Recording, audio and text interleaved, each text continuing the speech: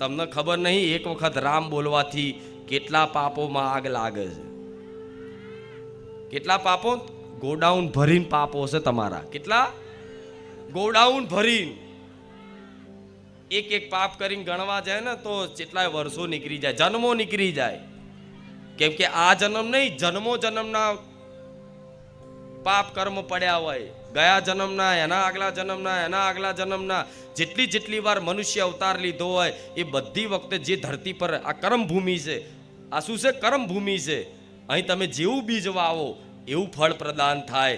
તો ક્યાંક ને ક્યાંક જન્મો જન્મથી તમે પાપ કર્મ કરતા જ આયા હોય, એ પાપ કર્મના ફળ સ્વરૂપ તમે આ બધી દુઃખની યાતનાઓ ભોગવતા હોય.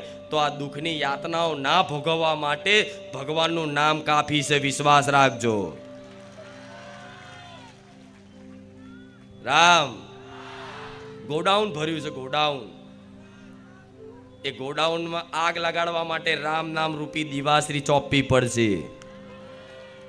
શું? રામ નામ રૂપી દિવાશ્રી ચોપવી પડશે. તો શું એક વખત રામ બોલવાથી હજારો પાપો નષ્ટ થાય? તો હું કહું છું હા, નષ્ટ થાય, નષ્ટ થાય. પણ તમે એકદમ મોરું મોરું બોલો કે રામ રામ, તો ચોથી થાય.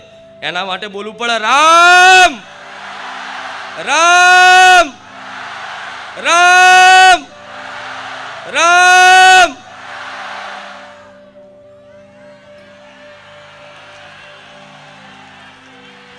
રામ આવી રીતના નાભીથી બોલવું પડે.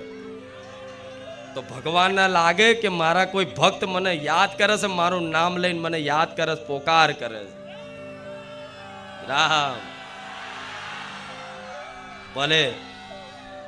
તો આ જન્મો જન્મના આ ગોડાઉન ભરેલા છે ને, જે આ રામ નામ રૂપી પુસ્તકો બુકો આપી, રામ નામ લેખન કરાઈ અને એ બુક પાછી જમા કરાઈ, અને હું તમારા કલ્યાણ માટે હું માતા ગોડાઉન ભરું છું, તમારા ગોડાઉનમાંથી પાપ નષ્ટ કરવા માટે. વિચારો મારી રચના, મારી રચના વિચારો તમે. હું તમને રામ નામ બુક આપું છું, લેખન પુસ્તક આપું છું લખવા માટે, અને ભાવિક ભક્તો લખી લખી રામ રામ રામ રામ લખી લખી અને બારેજા ધામ પર જ જમા કરાવો. બારેજા ધામ બ્રાન્ચમાં જમા કરાવો છો ને, તે જમા કરાયેલી જે પુસ્તકો છે એનું હું શું કરું છું?